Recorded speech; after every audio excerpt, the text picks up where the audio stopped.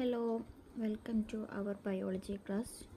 Today we are discuss about the topic of 9th CBSE biology first chapter fundamental unit of life. In this chapter we learn about the cells, mainly animals and plant cells.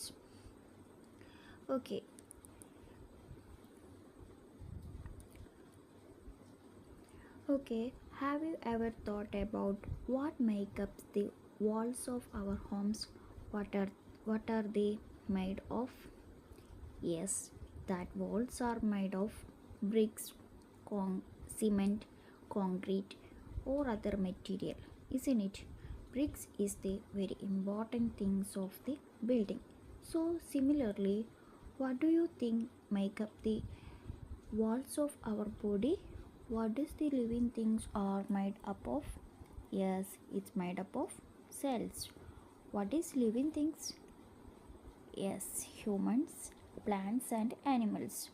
What is the living things are made up of? Yes, living things are entirely made up of called cells. So each and every living system made up of cells. In this chapter we learn about first learning a story, starting a story. Do you like this story? Okay. In 1661 ഇംഗ്ലണ്ടിലെ ഒരു king ആയിരുന്നു Charles second രാജാവ്. ആ നാട്ടിലെ രാജാവ് young scientist ആയിട്ടുണ്ടായിരുന്ന Robert ഹുക്കിനോട് പറഞ്ഞു, Robert hook, you should do A thing. നീ ലോകത്തിലുള്ള എൻവയോൺമെൻറ്റിൽ കാണുന്ന എല്ലാ വസ്തുക്കളെയും പോയി ഒബ്സർവ് ചെയ്യുക. ഒബ്സർവ് ചെയ്തിട്ട് അതിൻ്റെ ബിൽഡിംഗ് ബ്ലോക്സ് എന്താണെന്ന് കണ്ടുപിടിക്കുക. എന്താണ് ഈ ബിൽഡിംഗ് ബ്ലോക്സ്? യെസ്, ഒരു മെറ്റീരിയൽസിനെ എന്തുകൊണ്ടാണ് മെയ്ഡ് ചെയ്തിരിക്കുന്നത് എന്നതാണ് ഒരു ബിൽഡിംഗ് ബ്ലോക്സ് എന്ന് പറയുന്നത്. എന്നിട്ട് പറഞ്ഞു, നീ ഒരു മൈക്രോസ്കോപ്പ് കൂടെ കണ്ടുപിടിക്കാൻ, അതിൻ്റെ കൂടെ ഒരു മൈക്രോസ്കോപ്പ് കൂടി അഡീഷണലായി കണ്ടുപിടിക്കാൻ പറഞ്ഞു. എന്താണ് ഈ മൈക്രോസ്കോപ്പ്? എന്താണ് ഈ micro? Yes, micro is small അല്ലേ? സ്മോൾ ആയിട്ടുള്ള വസ്തുക്കളെ ഒബ്സർവ് ചെയ്യാൻ അഥവാ ബിൽഡിംഗ് ബ്ലോക്സിനെ നിരീക്ഷിക്കാൻ വേണ്ടിയിട്ടാണ് നമ്മൾ മൈക്രോസ്കോപ്പ് യൂസ് ചെയ്യുന്നത്. റോബർട്ട് ഹുക്ക് വളരെ കഷ്ടപ്പെട്ടുകൊണ്ട് ആദ്യമായിട്ട് സെൽഫായിട്ടുള്ള മൈക്രോസ്കോപ്പ് കണ്ടുപിടിച്ചു. ഇവിടെ കാണുന്ന ഈ ഫോട്ടോയിലുള്ള ആളാണ് റോബർട്ട് ഹുക്ക്. റോബർട്ട് ഹുക്ക് ആദ്യമായിട്ട് കണ്ടുപിടിച്ച മൈക്രോസ്കോപ്പാണ് റോബർട്ട് ഹുക്സ് മൈക്രോസ്കോപ്പ്. സെൽഫായിട്ട് കണ്ടുപിടിച്ച ഒരു മൈക്രോസ്കോപ്പാണ്. അതിനുശേഷം ആ മൈക്രോസ്കോപ്പ് കണ്ടുപിടിച്ചതിന് ശേഷം അദ്ദേഹം സറൗണ്ടിങ്സിലുള്ള എല്ലാ മെറ്റീരിയൽസിനെയും ഒബ്സർവ് ചെയ്യാൻ തുടങ്ങി. ഒബ്സർവ് ചെയ്ത് ഇദ്ദേഹം കോർക്ക് എന്ന് പറയുന്ന വുഡിനെ എടുത്തു. ഇതാണ് കോർക്ക്. ഈ പിക്ചറിൽ കാണുന്നതാണ് കോർക്ക്. എന്താണ് ഈ കോർക്ക് എന്ന് പറയുന്നത്? ഒരു വുഡിൻ്റെ ഏറ്റവും ഔട്ട്സൈഡിലുള്ള സ്കിന്നിനെയാണ് കോർക്ക് എന്ന് പറയുന്നത്. നമ്മുടെ മാവിലൊക്കെ കാണുന്ന സംഭവമാണ്, അതിൻ്റെ തടിയിൽ കാണുന്ന സംഭവമാണ് ഈ കോർക്ക് എന്ന് പറയുന്നത്. ഇദ്ദേഹം ഒബ്സർവ് ചെയ്തപ്പോൾ അദ്ദേഹത്തിന് ബോക്സ് പോലെ ആയിട്ടുള്ള കുറേ കമ്പാർട്ട്മെൻറ്റ്സ് കണ്ടു. ഈ പിക്ചറിൽ കാണുന്ന ഈ സംഭവമാണ് റോബർട്ട് ഹുക്ക് കണ്ടുപിടിച്ച, റോബർട്ട് ഹുക്കിന് കാണാൻ പറ്റിയ ഒരു സ്ട്രക്ചർ എന്ന് പറയുന്നത്. അപ്പോൾ തന്നെ അദ്ദേഹത്തിന് ഓർമ്മ വന്നത് നമ്മുടെ ഹണി കോമ്പിനെയാണ്. ഇവിടെ കാണുന്ന room like structure just as honey comb. എന്താണ് ഈ ഹണി കോംബ്? ഹണി കോംബ് നമ്മൾക്ക് എല്ലാവർക്കും അറിയാൻ പറ്റുന്ന ഒരു സംഭവമാണ് അല്ലേ? ഹണി കോമ്പിൻ്റെ സ്ട്രക്ചറിനെയാണ് കോർക്ക് ട്രീയെ ഒബ്സർവ് ചെയ്തപ്പോൾ അദ്ദേഹത്തിന് ഓർമ്മ വന്നത്, അഥവാ ലിറ്റിൽ റൂംസ് പോലെയുള്ള സ്ട്രക്ചറിനെയാണ് ഹൂക്സ് ഒബ്സർവ് ചെയ്തപ്പോൾ കണ്ടത്. ഹൂക്ക് എന്ത് ചെയ്തു? ഈ സ്ട്രക്ചറിനെ ഒരു പേര് വിളിച്ചു. It's look like A room. അദ്ദേഹം ലാറ്റിൻ വേർഡായ സെൽ എന്ന പേര് അതിന് കൊടുത്തു. എന്താണ് ഈ cells means little room. So അദ്ദേഹം പറഞ്ഞ ഈ സെല്ലാണ് എല്ലാ ലിവിങ് തിങ്സിൻ്റെയും ബേസിക് ബിൽഡിംഗ് ബ്ലോക്സ് എന്ന് പറയുന്നത്. ഓക്കെ, അപ്പം എന്താണ്? A cell is the fundamental structural and functional unit of all non living organism. Okay, the word cells comes from the Latin word cella, meaning small room. The cell is the basic unit of all living things. They are often referred to as the building blocks of life. നമ്മുടെ text ബുക്കിൽ നമ്മൾ എപ്പിഡമെൻ്റൽ cells of onion പീലിൻ്റെ സ്ട്രക്ചറാണ് പറയുന്നത്. Text ബുക്കിൽ ഒരു onion വെച്ച് experiment ചെയ്യാനാണ്. ഒനിയൻ്റെ peel ചെയ്ത് ഒരു തിൻ സ്ലൈസ് എടുക്കണം. എന്നിട്ട് അതിനെ മൈക്രോസ്കോപ്പിലൂടെ നോക്കിയാൽ മൈക്രോസ്കോപ്പ് എല്ലാവർക്കും അറിയുന്ന സംഭവമാണ് അല്ലേ. ഇപ്പോൾ എന്താണ് അഡ്വാൻസ്ഡ് ആയിട്ടുള്ളത് മൈക്രോസ്കോപ്പുകളാണ് വരുന്നത് അല്ലേ. അങ്ങനെ നോക്കുമ്പോൾ ഒനിയൻ പീലിൻ്റെ സ്മോൾ കമ്പാർട്ട്മെൻറ്റ്സിൽ ഇതേപോലെ കാണാൻ പറ്റും. അപ്പം റോബർട്ട് ഹൂക്ക് ബാർക്സിൽ കണ്ടതുപോലെ ഒനിയൻ പീലിലും ഇങ്ങനെ ചെറിയ കമ്പാർട്ട്മെൻറ്റ്സ് ഉണ്ട്. ലിറ്റിൽ റൂംസിനെ സെല്ലെന്ന് വിളിച്ചു. ഓക്കെ, ഇതാണ് നെക്സ്റ്റ് നമ്മൾ ആൻ്റണി വാൻ ല്യൂവൻഹൂക്ക്. എന്താണ് അദ്ദേഹം കണ്ടുപിടിച്ചത്? നമ്മുടെ ഹൂക്ക് എന്താണ് ബാർക്കിനെ വെച്ചാണ് ഒബ്സർവ് ചെയ്തത് അല്ലേ. ബാർക്ക് എന്നത് എന്താണ്? ഡെഡായിട്ടുള്ള ഔട്ടറാണ്. അപ്പോൾ ആദ്യമായിട്ട് ലിവിങ് സെല്ലിനെ കണ്ടത് ല്യൂവൻഹൂക്കാണ്. ആദ്യമായിട്ട് ജീവനുള്ള സെല്ലിനെ കണ്ടെത്തിയത് ആൻ്റണി വാൻ ല്യൂവൻഹൂക്കാണ് 1674. ഓക്കെ, ഇദ്ദേഹം ഏതിലുമാണ് ഈ ലിവിങ് സെൽസ് കണ്ടുപിടിച്ചതെന്ന് അറിയണമെങ്കിൽ അദ്ദേഹം പോണ്ട് വാട്ടർ എടുത്തിട്ട് ചെറിയ മൈക്രോസ്കോപ്പ് വെച്ചിട്ട് ഒബ്സർവ് ചെയ്തപ്പോൾ അദ്ദേഹം മൂവ് ചെയ്യുന്ന ചെറിയ സെൽസിനെ കണ്ടെത്തി. Then he's called these are the living cells. Okay, next എന്താണ്? നമ്മുടെ റോബർട്ട് ബ്രൗൺ 1831 നമ്മൾ ഒനിയൻ പീൽ എടുത്തപ്പോൾ അതിൻ്റെ നടുക്ക് കുറേ സ്ട്രക്ചറിനെയാണ് എന്താണെന്നാണ് പറഞ്ഞത്? ഒനിയൻ പീലിൽ കാണുന്ന ഈ ഒരു സ്ട്രക്ചർ, ഈ സ്ട്രക്ചറിൻ്റെ ഇടയിൽ കാണുന്ന ഡോട്ട് പോലെയുള്ളതിനെ ന്യൂക്ലിയസ് എന്നാണ് വിളിക്കുന്നത്. ഓക്കെ, ഈ ന്യൂക്ലിയസുകളെ കണ്ടെത്തിയത് നമ്മുടെ റോബർട്ട് ബ്രൗൺ ആണ്. ഹൂക്ക് 1661 തുടങ്ങി ഡിസ്കവറി ഏതിലേക്ക് എത്തി? 1831 വരെ പോയി. ഓൾമോസ്റ്റ് 2 സെഞ്ച്വറി എടുത്തു ന്യൂക്ലിയസ് കണ്ടുപിടിക്കാൻ. ബിക്കോസ് ഓരോ സെഞ്ച്വറി മുന്നോട്ട് പോകുമ്പോഴും പവർഫുൾ ആയിട്ടുള്ള മൈക്രോസ്കോപ്പുകൾ വന്നുകൊണ്ടിരുന്നു. അതുകൊണ്ട് തന്നെ കണ്ടുപിടുത്തങ്ങളും അതുപോലെ ഡെവലപ്പായി. ദെൻ നെക്സ്റ്റ് ആരാണ്? പർക്കിഞ്ചി എന്താണ് കണ്ടുപിടിച്ചത്? 1831 ഇദ്ദേഹം in a cell there is a fluid substance. സെല്ലിൻ്റെ ഔട്ടർ ഭാഗത്തിന് എന്താണെന്ന് പറയാം സെൽ മെംബ്രെയിൻ എന്നാണ്. അതിൻ്റെ ഉള്ളിൽ ഫ്ലൂയിഡ് ആയിട്ടുള്ള മെറ്റീരിയൽ ഉണ്ടെന്നാണ് പർക്കിൻസ് കണ്ടുപിടിച്ചത്. അതിനെ വിളിക്കുന്ന പേരാണ് പ്രോട്ടോപ്ലാസം എന്ന്. അപ്പം നമ്മൾ എന്തൊക്കെയാണ് പഠിച്ചു? We found something. Cell is the fundamental unit of life. Living ഓർഗാനിസത്തിൻ്റെ യൂണിറ്റ് സെല്ലാണെന്ന് കണ്ടെത്തി. ഇതേ കാര്യം സിസ്റ്റമാറ്റിക് ആയിട്ട് 2 സയൻറ്റിസ്റ്റ് പറഞ്ഞു. ആരാണ്? Schleiden and Schwann. അപ്പോൾ നമ്മൾ ഷെൽഡൺ എന്താണ് പറഞ്ഞത്? ഷെൽഡൺ ഒരു ബോട്ടണിസ്റ്റാണ്. ഷെൽഡൺ പ്ലാന്റ്സിനെ കുറിച്ചിട്ട് പറഞ്ഞു. എന്താണ്? All the plants are composed made up of cells. പ്ലാന്റ്സിനെ ഫണ്ടമെൻ്റൽ യൂണിറ്റ് സെല്ലാണെന്ന് പറഞ്ഞപ്പോൾ ഷ്യൂവൻ വാസ് സോളജിസ്റ്റ്. അദ്ദേഹം ഒരു സോളജിസ്റ്റാണ്. അദ്ദേഹം എന്താണ് പറഞ്ഞത്? All animals are made up of cells. അപ്പം ഇവർ രണ്ടുപേരും പറഞ്ഞു കഴിഞ്ഞപ്പോൾ മനസ്സിലായി cell is the basic unit of life, all living things. Okay, next എന്താണ്? Any living things fundamental unit സെല്ലാണ്. അപ്പം ഒരു സെല്ലിൻ്റെ ഇൻസൈഡിൽ ഫ്ലൂയിഡ് പ്ലസ് ന്യൂക്ലിയസ് ഉണ്ടെങ്കിൽ അതിനെ പ്രോട്ടോപ്ലാസം എന്ന് പറയും. ന്യൂക്ലിയസ് ഇല്ലാതെ പറയുമ്പോൾ സൈറ്റോപ്ലാസം എന്ന് പറയുന്നു. ക്ലിയർ ആണോ? അപ്പോൾ എന്താണ്?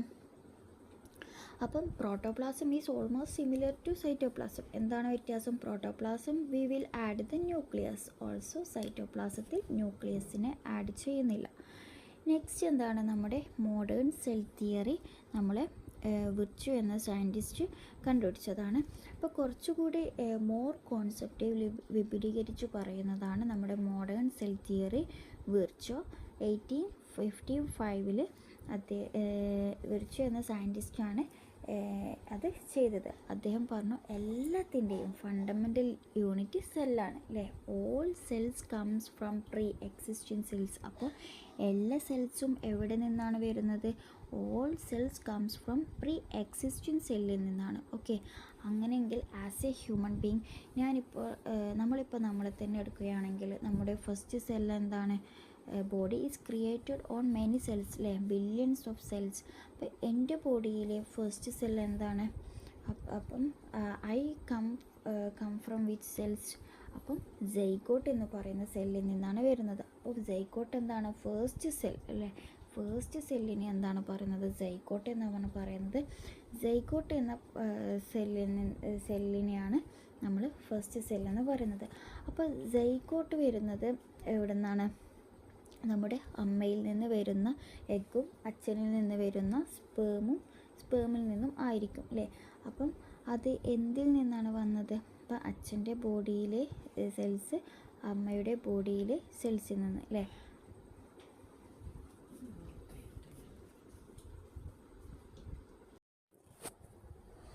അപ്പോൾ എന്താണ്? സൈഗോട്ട് വരുന്നത് നമ്മുടെ അമ്മയിൽ നിന്ന് വരുന്ന എഗ്ഗും അച്ഛനിൽ നിന്ന് വരുന്ന സ്പേമിൽ നിന്നും ആയിരിക്കും അല്ലേ? അപ്പം അത് എന്തിൽ നിന്നാണ് വന്നത്? അപ്പോൾ അച്ഛൻ്റെ ബോഡിയിലെ സെല്ല് അമ്മയുടെ ബോഡിയിലെ സെൽസിൽ നിന്നല്ലേ? അവർ എന്തിൽ നിന്നാണ് വന്നത്? അവരുടെ എക്സിസ്റ്റിംഗ് സെൽസിൽ നിന്ന്. അങ്ങനെ ഗോ ബാക്ക് ആയിട്ട് പോകും. എല്ലാ സെൽസും പ്രീ എക്സിസ്റ്റിംഗ് സെല്ലിൽ നിന്നും വന്നു. കൂടി വന്നപ്പോൾ സെൽസ് തിയറി അവിടെ കംപ്ലീറ്റ് ആയി. ഒരു കൂട്ടം സെല്ലിനെയാണ് നമ്മളെന്ത് പറയുന്നത്? എംബ്രിയോൺ എന്ന് വിളിക്കുന്നത്. അപ്പം ഇവിടെ എന്താണ്? First cell സൈഗോട്ടാണ്.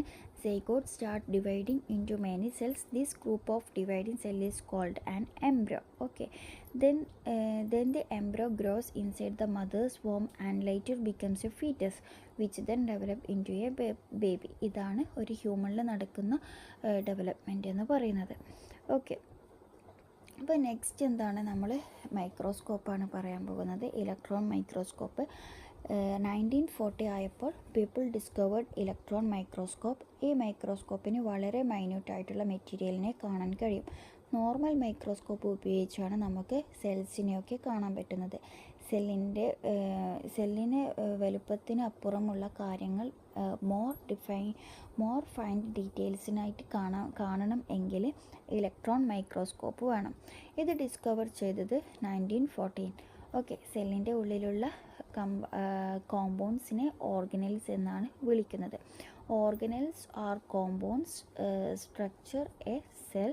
സെല്ലിൻ്റെ അകത്തുള്ള മൈന്യൂട്ടായിട്ടുള്ളതിനെ വിളിക്കുന്ന പേരാണ് ഓർഗനൽസ് എന്ന്. ഓക്കെ. നെക്സ്റ്റ് നമ്മളെന്താണ്? ടൈപ്പ് ഓഫ് ഓർഗാനിസാണ് പഠിക്കാൻ വന്നത്. ഓർഗാനിസത്തിൽ നമ്പർ ഓഫ് സെല്ലിൻ്റെ അടിസ്ഥാനത്തിൽ based on number of cells 2 ആയിട്ട് കാറ്റഗറൈസ് ചെയ്തിട്ടുണ്ട്. അതിലൊന്നാണ് unicellular organism and multicellular organism. എന്താണ് യൂണിസെല്ലുലാർ ഓർഗാനിസം? ഒരു ലിവിങ് തിങ്സിനെ എടുത്ത് അതിൽ ഒരു സെൽ മാത്രമേ ഉള്ളൂവെങ്കിൽ we will call them unicellular. Okay. അതിൻ്റെ എക്സാമ്പിളാണ് നമ്മുടെ അമീബ, ആൽഗ, പാരമീസിയം. ഇതൊക്കെ. എന്താണ് ഈ പാരമീസിയം? പാരമീസിയം എന്നാണ് ഈ പിക്ചറിൽ കാണുന്ന നാലാമത്തെ സംഭവമാണ് പാരമീസിയം. പാരമീസിയം പ്രത്യേകത എന്താണ്? ഇതിൽ ഹെയർ പോലെയുള്ള പ്രൊജക്ഷൻസ് നമുക്ക് കാണാൻ പറ്റും അല്ലേ?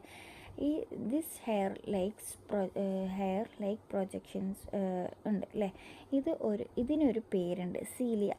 അപ്പോൾ സീലിയ ഉള്ള യൂണിസെല്ലുലാർ ഓർഗാനിസം ആണ് പാരമീസിയം. പ്രൊജക്ഷൻസ് വെച്ച് അതിന് മൂവ് ചെയ്യാൻ പറ്റും.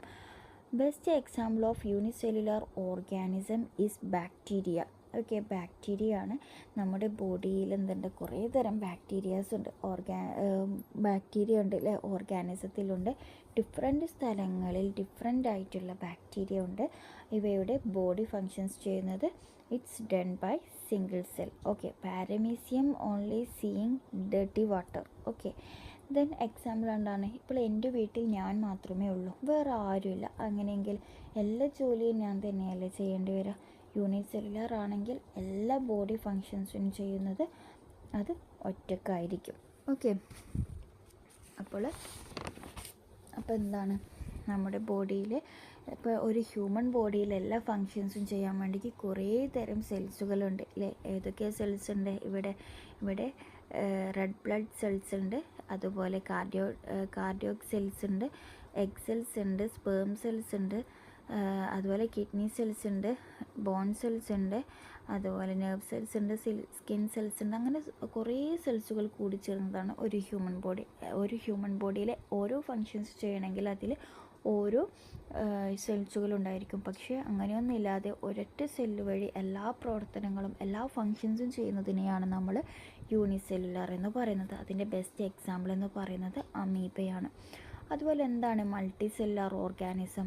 If the organism made upon many cells or different cells we call that multi cellular.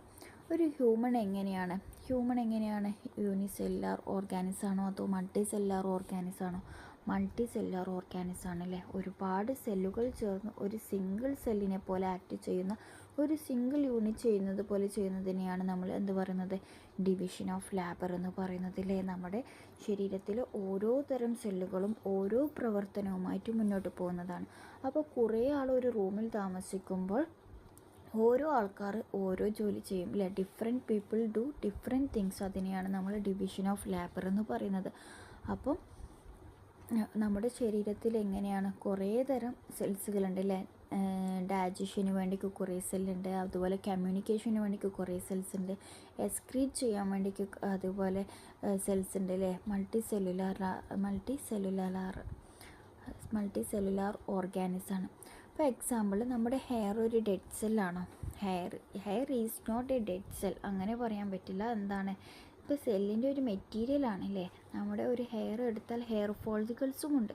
നമ്മുടെ വെളിയിൽ കാണുന്ന ഹെയറും ഉണ്ട്, വെളിയിൽ കാണുന്ന ഒരു ഹെയർ ഒരു കെരാറ്റിനാണ് അല്ലേ. അപ്പോൾ എന്താണ്? ഒരു സെല്ലുലാർ സബ്സ്റ്റൻസ് ആണ്. Hair is A cellular substance. അതിൻ്റെ ഉള്ളിൽ സെർട്ടൈനായിട്ട് ഹെയർ ഫോളിക്കിൾസും ഉണ്ട്. ഹെയർ ഫോളിക്കിൾസ് ഉള്ളത് കൊണ്ടാണ് ഹെയറിന് ഗ്രോ ചെയ്യാനുള്ള കഴിവുള്ളത്. അതുകൊണ്ട് we cannot say that the hair is a non living cells. Cell differentiate according to the functions they do. Okay. അപ്പോൾ മൾട്ടി സെല്ലുലാർ ഓർഗാനിസത്തിൽ ഡിഫറെൻ്റ് ആയിട്ടുള്ള ഫങ്ഷൻസ് ചെയ്യുന്ന സെല്ലുകൾ ഉണ്ട്. ഓക്കെ.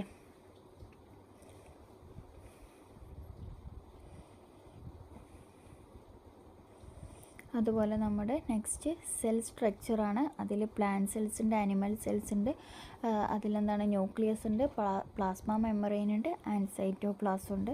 അപ്പോൾ എന്താണ് cell has special compounds called organelles അല്ലേ. സെല്ലിൽ കാണുന്ന സ്പെഷ്യൽ കോമ്പണൻസിനെയാണ് ഓർഗനൽസ് എന്ന് പറയുന്നത്. There are 3 features in every cell. അത് ഏതൊക്കെയാണ്? Plasma membrane or cell membrane, nucleus, cytoplasm. All activities inside the cell and interactions of the cell with its environment are possible due to these features. അപ്പം ഒരു സെല്ലിൽ എന്തൊക്കെയുണ്ട്? Nucleus ഉണ്ട്, cytoplasm ഉണ്ട്, cell membrane ഉണ്ട്. അപ്പം നമ്മൾക്ക് നെക്സ്റ്റ് എന്താണ് പഠിക്കാനുള്ളത്? Plasma membrane or cell membrane ആണ്. പ്ലാസ്മ മെംബ്രെയിൻ എന്നും പറയും, അതുപോലെ സെൽ മെംബ്രെയിൻ എന്നും പറയും. അപ്പോൾ സെല്ലിൻ്റെ ഔട്ടർ കവറിനെ എന്ത് വിളിച്ചു? സെൽ മെംബ്രെയിൻ അല്ലേ. പ്ലാസ്മ മെംബ്രെയിൻ എന്ന് വിളിക്കുന്നത് സെല്ലിൻ്റെ ഔട്ടർ കവറിങ്ങിനെയാണ്. ഓക്കെ. അപ്പം ഡെഡ് സെല്ലിനെ കൊണ്ട് എന്തെങ്കിലും യൂസ് ഉണ്ടോ? ശരിക്കും പറഞ്ഞാൽ ആനിമൽസിന് യൂസ് ഇല്ല. നമ്മുടെ ട്രീയുടെ ബാർക്ക് ഡെഡ് സെല്ലാണ് അല്ലെ. സ്ട്രക്ചറൽ പ്രൊട്ടക്ഷന് വേണ്ടി പ്ലാന്റ്സിൽ ഉപയോഗിക്കാറുണ്ട്. അപ്പം എന്താണ് cell membrane or plasma membrane എന്ന് നമുക്ക് നോക്കാം. Outermost covering of the cell. ഒരു സെല്ലിൻ്റെ ഔട്ടർ മോസ്റ്റ് കവറിങ് എന്ന് പറയുന്നത് plasma membrane or cell membrane ആണ്.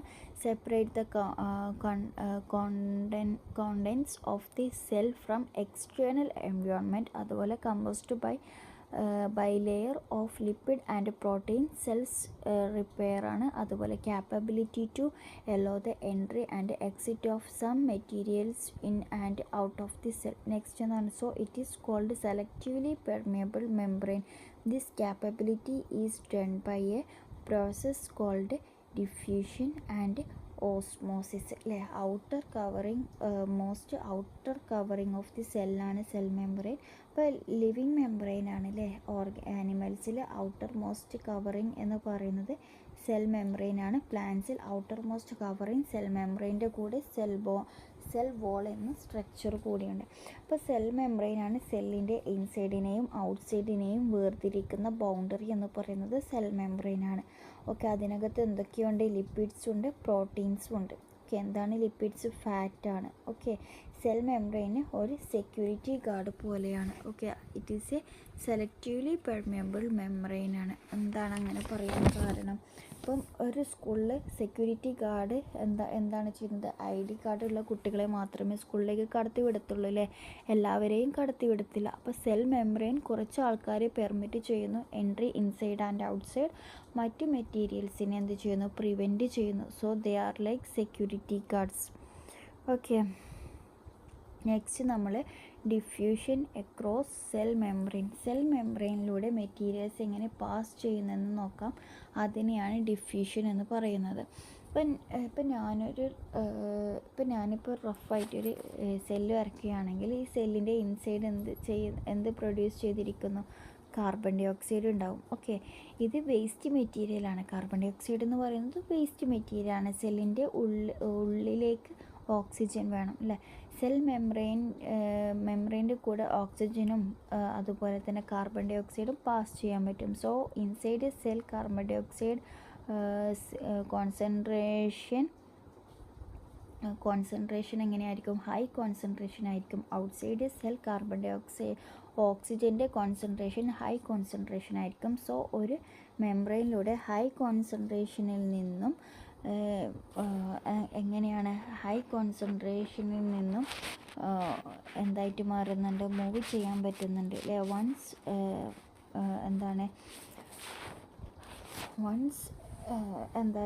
ആയിട്ട് മൂവ് ചെയ്യാൻ പറ്റും. ഇതാണ് ഡിഫ്യൂഷൻ എന്ന് പറയുന്നത്. മോസ്റ്റ്ലി ഡിഫ്യൂഷൻ നടക്കുന്നത് ഗ്യാസസിലായിരിക്കും. ഓക്കെ, അപ്പം എന്താണ് സംഭവിക്കുന്നത്?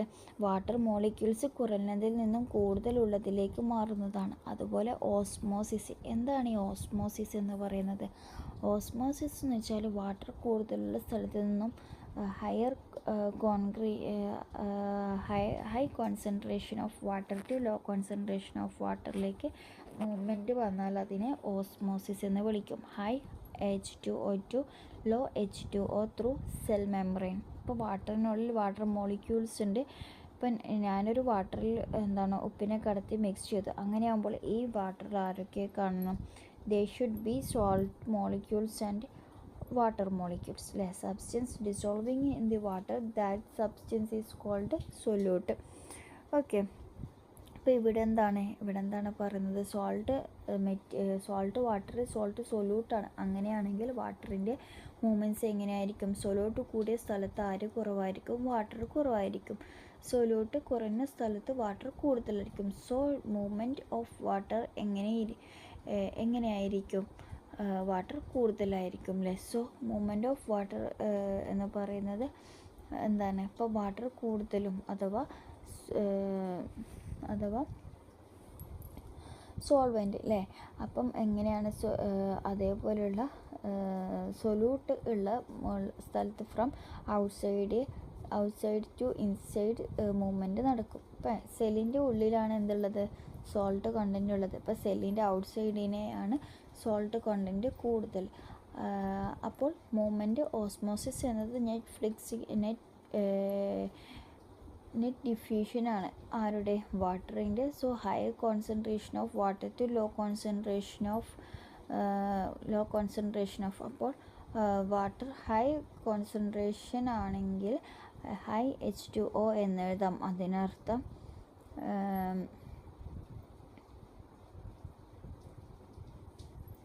അപ്പോൾ ഇവിടെ എങ്ങനെയാണ്? കോൺസെൻട്രേഷൻ ആണെങ്കിൽ വാട്ടർ ഹൈ കോൺസെൻട്രേഷൻ ആണെങ്കിൽ ഹൈ H2O എന്നാണ് എഴുതുക. അപ്പോൾ അതിനർത്ഥം എന്താണ്? അവിടെ ലോ സൊല്യൂട്ടാണുള്ളത്.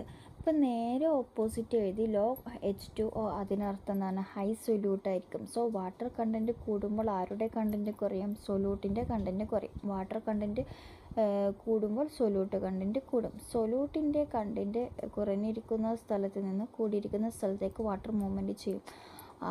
അല്ലെങ്കിൽ വാട്ടറിൻ്റെ കോൺസെൻട്രേഷൻ കൂടിയിരിക്കുന്ന സ്ഥലത്ത് നിന്ന് കുറഞ്ഞിരിക്കുന്ന സ്ഥലത്തേക്ക് മൂവ് ചെയ്യും. സോ എങ്ങനെയാണ് നമ്മൾ റൈസിൻസ് കഴിക്കാൻ അല്ലേ. റൈസിൻസ് എല്ലാവർക്കും അധികം ഇഷ്ടപ്പെടുന്ന സംഭവമാണ്. ഇതിനെ ഞാനൊരു വാട്ടറിലിട്ട് അപ്പോൾ എന്താ സംഭവിക്കുക? റൈസിൻസ് സ്വെല്ലപ്പ് ചെയ്യും അല്ലേ. റൈസിൻസ് എന്ത് ചെയ്യും? സ്വെല്ലപ്പ് ചെയ്യും. ഇപ്പോൾ റൈസിൻസ് വെള്ളത്തിന് എന്ത് ചെയ്യുന്നുണ്ട്? അബ്സോർവ് ചെയ്ത് സ്വെല്ലപ്പ് ചെയ്യും. റൈസിൻസിൻ്റെ ഉള്ളിലേക്ക് ആര് കയറി? വാട്ടർ കയറി. That process is called osmosis. Osmosis based 3 type solution ആണ്. ഏതാണ്? Hypotonic solution, isotonic solution and hypertonic solution അല്ലേ. അപ്പോൾ അതിൽ ഹൈപ്പോട്ടോണിക് സൊല്യൂഷൻ എങ്ങനെയാണ് വാട്ടർ ഇൻസൈഡ് ദ സെല്ലാണ് അല്ലേ. അപ്പോൾ എന്താണ് ഹൈപ്പർട്ടോൺ, എന്താണ് അവിടെ നടക്കുന്നത്, water will move to the cell അല്ലേ. അനിമൽ സെല്ലിൽ എങ്ങനെയാണ് അത് വീർന്ന് പൊട്ടാൻ സാധ്യതയുണ്ട്. പ്ലാന്റ്സിൽ എന്താണ് വീർക്കും, ബട്ട് എന്താണ് റിജിഡായിട്ട് നിലനിൽക്കും. Okay, isotonic solution. എന്താണ് ഈ ഐസോട്ടോണിക് സൊല്യൂഷൻ എന്ന് നോക്കാം. അപ്പോൾ വാട്ടർ കിടക്കുന്ന മീഡിയവും അതുപോലെ സെയിം കോൺസെൻട്രേഷനും ആണെങ്കിൽ നമുക്ക് എന്താ പറയാം, സെയിം കോൺസെൻട്രേഷൻ ആണെങ്കിൽ നെറ്റ് മൂവ്മെൻറ്റ് നടക്കില്ല. അതാണ് isotonic solution. Cell remain in same size. Next എന്താണ് ഹൈപ്പർട്ടോണിക് സൊല്യൂഷൻ. എന്താണ് ഇവിടെ എന്താണ് വാട്ടർ സെല്ലിനകത്ത് നിന്ന് പുറത്തേക്ക് വരുന്നത് അല്ലേ. അപ്പം എന്താണ് മീഡിയത്തിൽ എന്ത് കുറവാണ്, വാട്ടർ കുറവാണ്, ഹൈ സൊല്യൂട്ട് കൂടുതലാണ്. ഓക്കെ,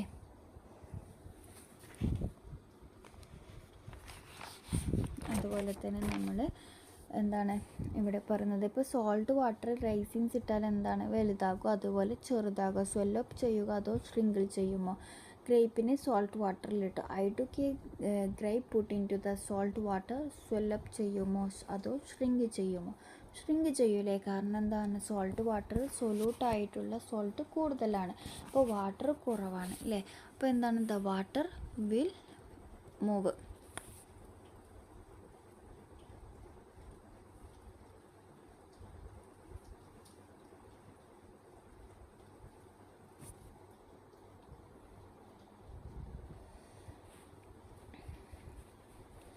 അപ്പോൾ അവിടെ എന്താണ് ചെയ്യുന്നത്, ഇപ്പോൾ എന്താണ് ചെയ്യുന്നത്, സോൾട്ട് വാട്ടറിലിടുമ്പോൾ എന്താ ചെയ്യുന്നത്, ഷ്രിങ്ക് ചെയ്യും അല്ലേ. കാരണം എന്താണ്, കാരണം സോൾട്ട് വാട്ടറിൽ സൊല്യൂട്ടായിട്ടുള്ള സോൾട്ട് കൂടുതലാണ്, വാട്ടർ കുറവാണ്. The water will move out of the cell, അതുകൊണ്ട് ഷ്രിങ്ക് ചെയ്യും. അപ്പം അമീബ അല്ലേ, അമീബയിൽ സെൽ മെമ്പറൈൻ എന്താണ് ഫ്ലെക്സിബിളാണ്, ഷേപ്പ് അങ്ങോട്ടും ഇങ്ങോട്ടും മാറ്റാൻ പറ്റും, ഫ്ലെക്സിബിളാണ്. ആയതുകൊണ്ട് അമീബ ഫുഡ് കഴിക്കുന്ന രീതി, അമീബ ഫുഡ് കഴിക്കുന്ന രീതിനെയാണ് നമ്മൾ എന്ത് പറയുന്നത്, എൻഡോസൈറ്റോസിസ് എന്ന് പറയുന്നത്. Amoeba is A single cell organism അല്ല, ഒരൊറ്റ ഒരു സെല്ല് ഫുഡിന് ചുറ്റും എന്ത് ചെയ്യും,